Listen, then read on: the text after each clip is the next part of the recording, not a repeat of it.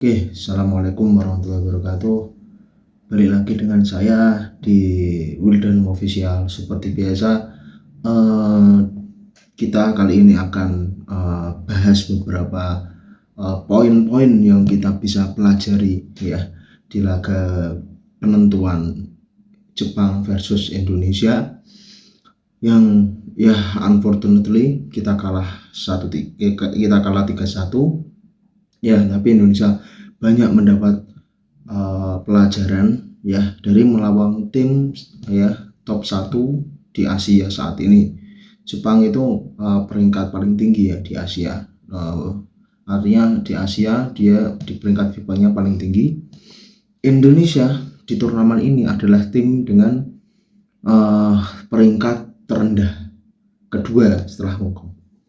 Maka ya kita tidak bisa berekspektasi banyak. Kemarin ada beberapa preview yang mengatakan bahwa kita bisa menang, kita bisa, ya itu bagian dari optimistis kita. Tapi memang di atas lapangan sudah tergambar semua bahwa kita memang sangat-sangat kurang berpengalaman dan kalah kualitas jauh dengan timnas Jepang. Oke, sebelum kita bahas videonya, saya tidak bosan-bosan untuk selalu mengingatkan teman-teman ya agar selalu dukung saya ya dengan cara like, komen, dan pastinya subscribe ya untuk semoga bisa tembus 1000 subscriber di tahun ini. Dan juga harapan saya untuk kalian semua dan doa semoga kalian sehat-sehat selalu di sana dan juga diberikan kelancaran ya dalam beraktivitas ya, kemudian juga bahagia selalu gitu ya, punya positive vibes yang kuat, harus selalu tebar kebaikan dan juga personal kebahagiaan. Oke, tapi sebelum kita ke laga Jepang melawan Indonesia, sebenarnya berangkat ke laga ini, Sintayong juga mengatakan bahwa dia akan memberikan yang terbaik ya. Dia artinya sangat positif ya, dan juga optimis Indonesia minimal bisa menahan imbang. Tetapi memang ya saya tidak tahu apa yang diinstruksikan Sintayong. Artinya kita melihat di pertandingan Sintayong memang ingin Indonesia itu benar-benar bermain bertahan total. Artinya bertahan dengan cara dalam, kemudian menunggu reaktif football ya, dan ya tapi memang ada beberapa momentum yang rusak. Tapi sebelum itu kita akan bahas Indonesia dengan formasi yang seperti biasa ketika melawan Vietnam. Itu hanya dilakukan atau diterapkan lagi oleh Sintayong, di mana Hernando masih sebagai kiper, terus trio center back yaitu ada Ridho, Jordi, dan Hapner. Ridho ini ya dia melawan Irak main starter, tapi melawan Vietnam dia cadangan ya, dan akhirnya dia dimainkan lagi melawan Jepang. Kemudian dua wingback ada Arhan dan juga Sandy Walsh yang menggantikan kapten Asnawi. Kemudian dua jangkar Marcelino dan Yenner, dan juga tiga penyerang Egi, Strike, dan juga Yakob. Artinya Indonesia bermain dengan formasi yang hampir sama ketika melawan Vietnam atau melawan Irak, lebih ke melawan Irak. Tapi ya itu tadi dengan pemain-pemain yang berbeda, seperti Sandi yang menggantikan Asnawi, kemudian ada Ridho yang berada di tempatnya, diberikan kepercayaan lagi. Itu sebenarnya mungkin kita mau bermain seperti kita melawan Irak gitu ya. Memang Irak dan Jepang sebenarnya beda kualitas gitu ya. Ya Irak bisa mengalahkan ya definitely karena mungkin Jepang juga swag gitu ya, atau kurang bagus lah bermainnya. Oke, sementara Jepang juga mengganti beberapa pemain starternya. Di sana kita tahu pemain-pemain seperti Tomiyasu, kemudian Nakamura, Doan ya, atau Ueda bahkan strikernya itu di pertandingan melawan Vietnam atau melawan Irak dia berada di bench atau jadi cadangan. Artinya lebih memilih pemain-pemain seperti Sugawara, terus kemudian juga Minimano ya, kemudian Tomiyasu juga dicadangin juga.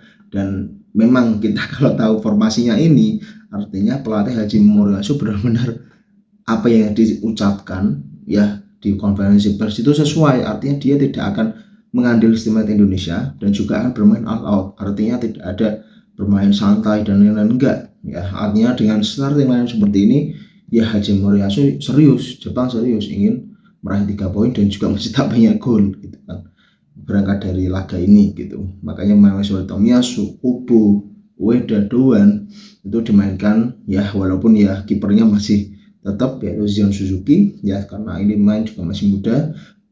Mungkin pertimbangan Jimmy Moriyasu untuk selalu menurunkan Zion ini ya karena masih muda dan juga ya untuk menambah jam terbang level yang lebih tinggi gitu. Oke.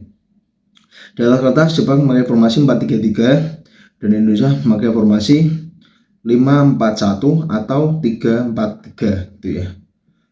Sebenarnya sama aja tapi ya memang karena lebih ke 5-4-1 ya, karena memang Arhan dan Saldi Walsh di wing juga dia nggak bisa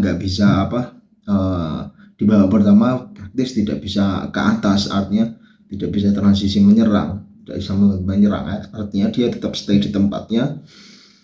Dan juga ya itu tadi, karena kita dipaksa untuk bertahan secara dalam ya, mau bagaimanapun itu kita tidak bisa ada momentum untuk menyerang gitu kan. Oke, lanjut.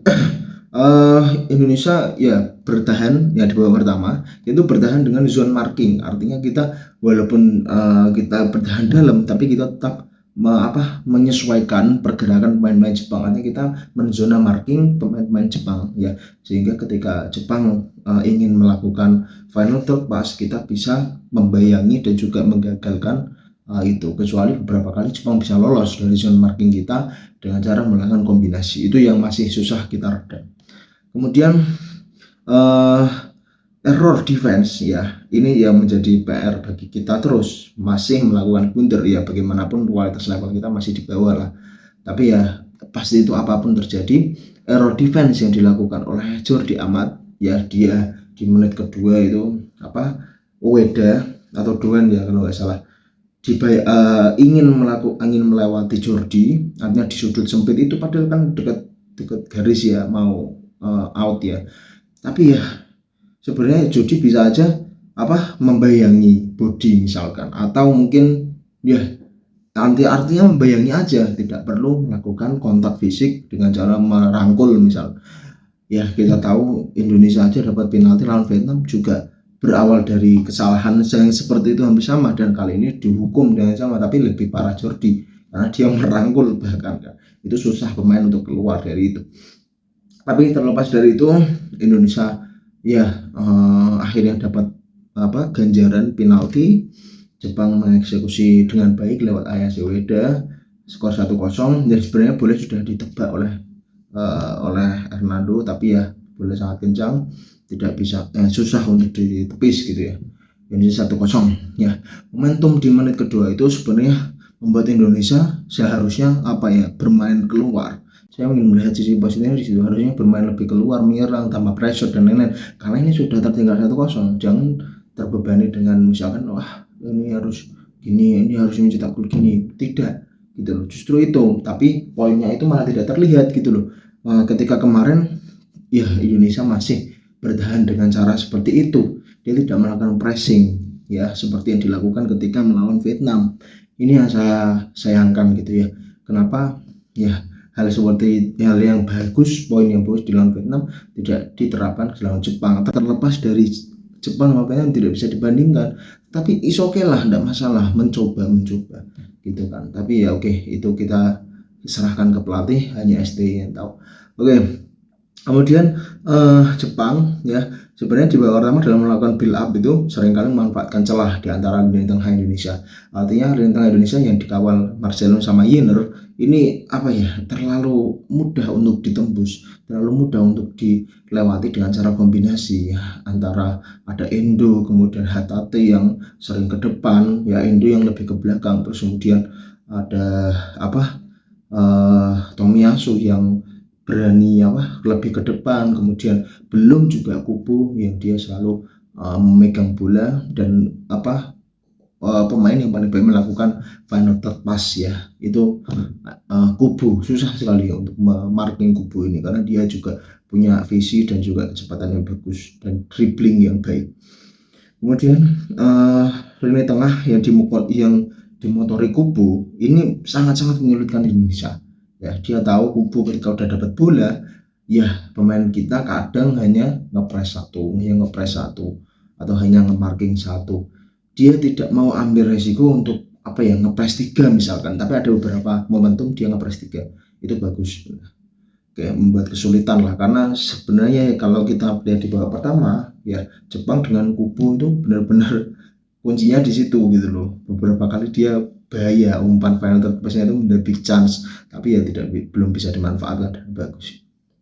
Terus kemudian babak pertama Jepang sebenarnya ya dengan serangan-serangan tadi, ball position, dia itu hanya mendapat 1 atau 2 atau mungkin 3 itu big chance ya, yang ya selebihnya itu nothing gitu loh. Artinya dia hanya bermain ball position di tengah gitu kan, di area sendiri atau di seperempat areanya Indonesia. Artinya dia tidak menciptakan peluang yang banyak, tidak create chance yang banyak, dan ya ini sebenarnya menjadi poin plus bagi Indonesia karena bisa meredam permainan agresivitas Jepang di babak pertama, karena dia hanya kebobolan 1 gol itu pun lewat penalti. Setelah itu Jepang 0, tidak banyak memiliki peluang, ada peluang besar tapi tidak bisa dimanfaatkan. Ya, saya juga salut ya dengan permainan Justin Hubner ya. Dia sangat tenang ya, dengan usia seperti dia sangat tenang, seperti punya pengalaman lebih banyak lah daripada dibandingkan main lokal gitu.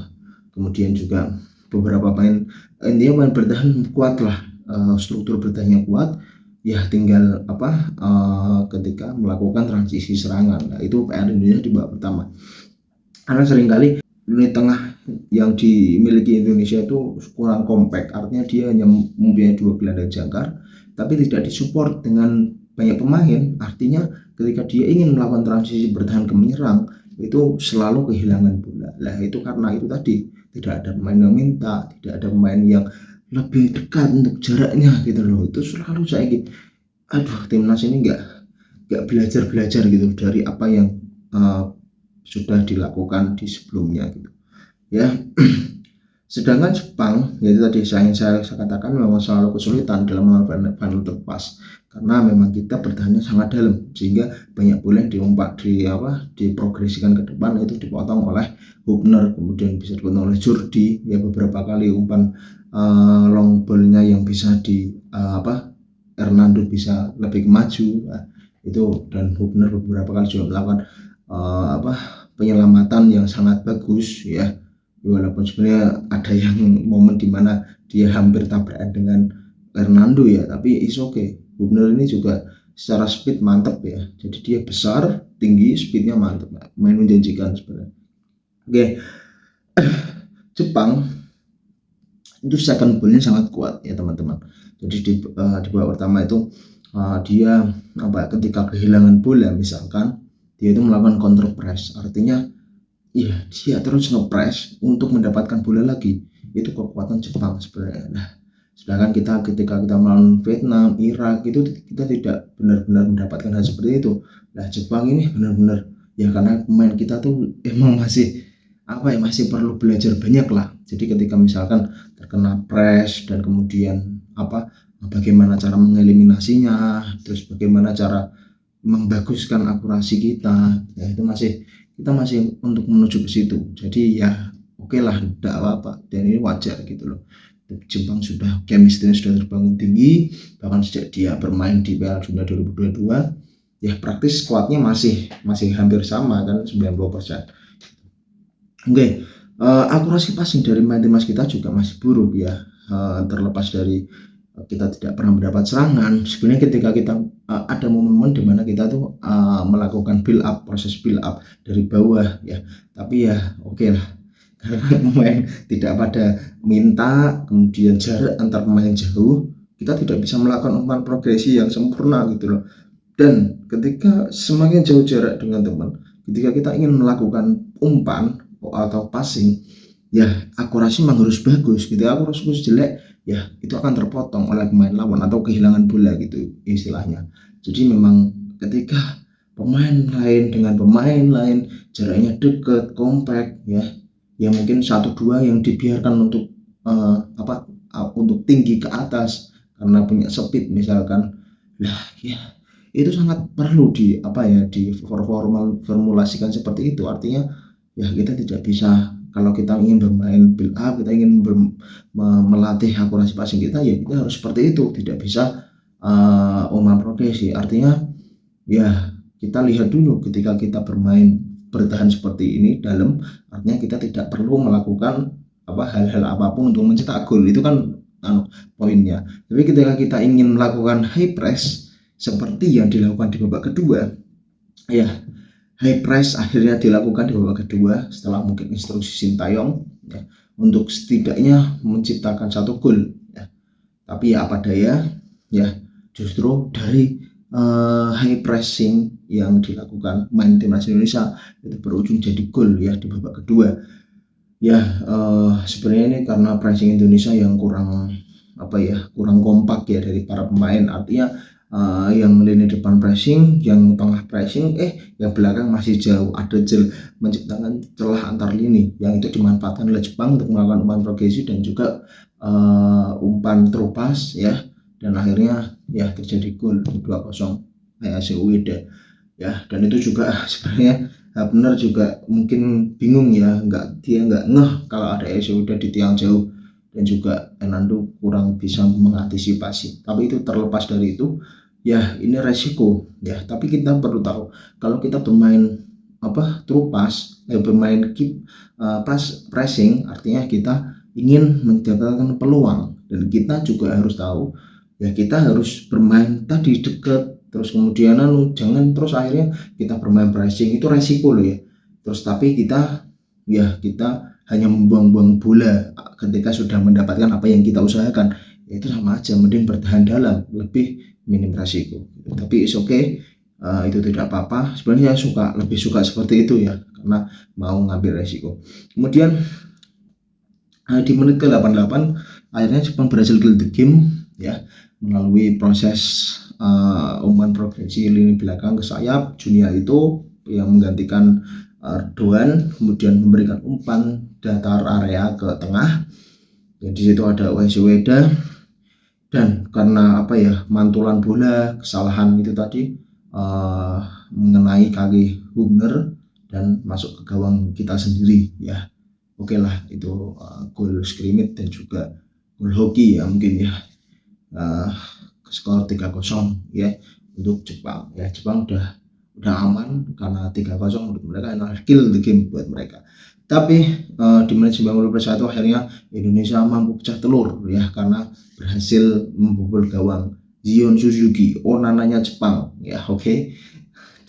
Dari skema yang diinginkan oleh Sintayong, artinya dia memasang Arhan karena punya kapasitas itu ya. Untungnya dia belum diganti ya, untuk punya kapasitas itu di lemparan ke dalam, throw in yang mengenai pemain Jepang itu saya tidak tahu, scrimmage di pertahanan Jepang, dan bola mantul ke belakang ke arah Sandy Walsh yang di sisi kanan dia tanpa kawalan. Artinya ya ini tidak offside karena yang memberikan itu pemain Jepang, dan Sandy Walsh melakukan shooting pelan tanpa kontrol yang tidak bisa diantisipasi oleh Zion Suzuki ya. Sebenarnya itu bola gampang ya, bahkan kalau Onana pun harusnya bisa, ini adiknya masih belum bisa gitu ya.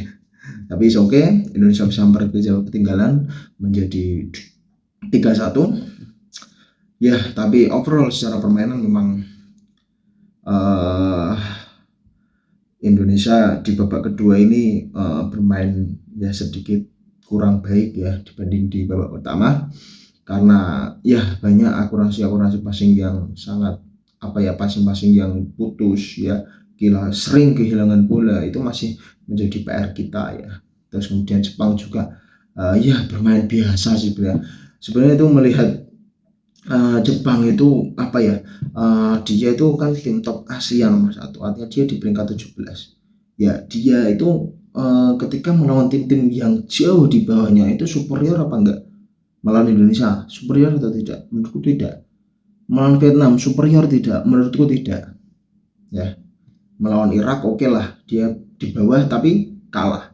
Ya sebenarnya kita melihat Jepang saat ini itu masih belum meyakinkan. Jadi belum menjadi kapasitas atau bahkan secara performa belum seperti Jepang di Piala Dunia 2022 lalu. Seharusnya ya ini menjadi warning bagi Jepang dan Hajime Moriyasu sebagai pelatih untuk bagaimana cara menyempurnakan tim ini dan ya menjawab sesuai ekspektasi semua orang menjadi juara di ASEAN Cup 2023. Tapi untuk Indonesia sendiri ya sudah bermain bagus, artinya bahkan 3 laga selalu mencetak gol. Itu poin plus dan poin bagus. Ya, yang ingin saya ungkapkan, melawan Irak kita mencetak 1 gol. Kita melawan Vietnam kita mencetak 1 gol. Ketika melawan Jepang kita mencetak 1 gol. Artinya kita tidak pernah absen untuk tidak mencetak gol. Itu poin plusnya. Walaupun ya kebobolannya 6, tapi melawan Vietnam kita clean sheet. Nah, beda dengan Jepang oke, selalu mencetak gol, tapi Jepang selalu kebobolan di 3 laga. Padahal kita tuh lawannya di bawah loh. Vietnam tuh 94 loh, kita tuh 146 loh. Jepang itu 17, bayangin. Secara ranking dan performa aja udah kelihatan gitu. Bak bumi dan langit sebenarnya kan. Tapi ya anything is happen gitu kan. Jepang mungkin drop atau Indonesia yang lebih bagus atau Vietnam yang lebih bagus dan bisa melawan dengan modal fighting spirit. Ya jadi melawan Vietnam Jepang kebobolan 1, melawan Irak kebobolan 2, melawan Indonesia kebobolan 1. Ya sebenarnya Zion Suzuki ini nggak bagus-bagus amat ya. Ya memang nggak bagus sebenarnya. Masih perlu proses, mungkin masih berkembang lah. Tapi tak lihat dia itu kiper potensial ya, dari segi mirip-mirip seperti Onana sebenarnya. Akurasi passingnya bagus, tapi refleks dan juga tingginya yang kurang itu yang jadi kelemahan. Tapi it's okay ya. Oke. Jepang lolos ke babak 16 besar menemani Irak yang menjadi juara grup, dan kita belum tahu daftarnya nanti lawan siapa ya, Irak lawan siapa, Jepang lawan siapa, tapi Indonesia masih di tengah-tengah nih, dia belum dipastikan pulang dan juga belum dipastikan lolos 16 besar. Artinya kita harus menunggu jadwal yang lain ya. Oke, saya spill dulu ya. Sebenarnya ini informasi sudah beredar di dunia maya, sudah beredar di mana-mana, tapi saya perlu jelaskan dengan jelas bahwa kita masih bisa mengejar peringkat 3 terbaik dengan 3 poin. Artinya yang saat ini memiliki 3 poin itu hanya Bahrain dan juga Indonesia. Bahrain unggul selisih gol ya. Maka ada 2 pertandingan yang bisa menentukan bisa lolos atau tidak. Satu, ada di pertandingan Oman versus Kyrgyzstan. Artinya Oman ya saat ini punya 1 poin dan Kyrgyzstan 0. Ketika Oman menang Kyrgyzstan, berapapun skornya, Oman udah pasti lolos dan Indonesia tidak lolos karena Bahrain yang lolos. Atau misalkan Oman kalah dengan Kyrgyzstan tapi hanya dengan selisih 1 gol. Nah itu Omannya nggak lolos, Kyrgyzstan juga nggak lolos walaupun punya 3 poin, tapi selisih gol menang Indonesia. Itu bisa. Ini terlepas dari hasil Bahrain ya, karena ini 1 tempat. Nah kemudian misalkan di sisi tadi yang Oman Kyrgyzstan itu kita sudah bisa dikatakan tidak lolos, kita ambil di sisi yang Jordan Bahrain. Misalkan Jordan menang dengan skor 3-0 atau margin 3 lah intinya. Ya margin 3, kita bisa lolos. Ya kita menggantikan tempat Bahrain dengan 3 poin. Harus dengan margin 3 gol berapapun itu skornya. Mau 5, mau 3-0 ya, mau 5-2 misalkan. Nah seperti itulah. Kemudian atau 2-0 saja sudah cukup, tapi asalkan Bahrain tidak mencetak gol. Artinya 2-0 untuk Jordania. Bahrain tidak mencetak gol. Itu bisa membuat Indonesia menggantikan posisi Bahrain untuk di peringkat terakhir di 16 besar. Kita yang paling realistis sih, saya sebenarnya tidak kurang tahu ya kondisi tim, tapi menurut saya Oman Kyrgyzstan, Oman bisa menang ya. Jordan Bahrain mungkin kesulitan melawan Oman, tapi bisa Bahrain mungkin kesulitan melawan Jordan, tapi bisa nggak Jordan menang 2-0? Nah itu kan kita nggak tahu, mungkin Bahrain akan bertahan habis-habisan untuk at least bisa seri atau bahkan tidak kalah besar, seperti yang dilakukan Indonesia lawan Jepang kemarin kan gitu. Tapi ya ini advantage bagi Bahrain sebenarnya, karena dia main setelah melawan tim kita melawan Jepang kan. Tapi ya kita lihat ya, dua pertandingan ini akan diselenggarakan besok ya, hari Kamis. Ya semoga kita berharap apapun hasilnya, kita lolos atau tidak nantinya ya, kita bangga ya, best of luck and keep going Garuda. Kita bangga karena kita juga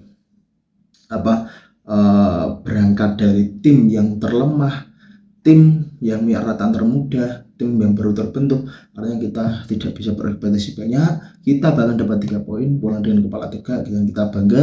Dunia menyoroti performa timnas Indonesia. Oke, mungkin itu review ya, ulasan dari saya terkait dengan pertandingan Jepang melawan timnas Indonesia. Overall ya, Jepang masih superior, tapi sebenarnya Indonesia bisa mengimbangi ya, dengan kualitas yang kita punyai seperti itu. Kita bisa bermain seperti ini loh melawan Jepang. Apalagi kalau kita misalkan kualitas kita udah lebih bagus ya, absolutely kita nanti suatu saat bisa mengalahkan Jepang yang notabene menjadi tim top 1 Asia. Oke, mungkin itu review dari saya. Doakan terus semoga Indonesia ya bisa lolos ke 16 besar, ataupun paling minimal kalau nggak lolos ya oke lah, tidak apa-apa, karena tim ini masih terus berproses dan kita tunjukkan nanti di World Cup qualifier di bulan Maret melawan Vietnam, kita bantai-bantai di sana. Oke, mungkin itu saja ulasan dari saya. Mohon dukungan subscribe dan juga like, komen jika kalian suka dengan video ini, dan support terus saya agar selalu konsisten dalam membuat konten. Oke, mungkin itu saja dari saya ingin pamit undur diri. Assalamualaikum warahmatullahi wabarakatuh.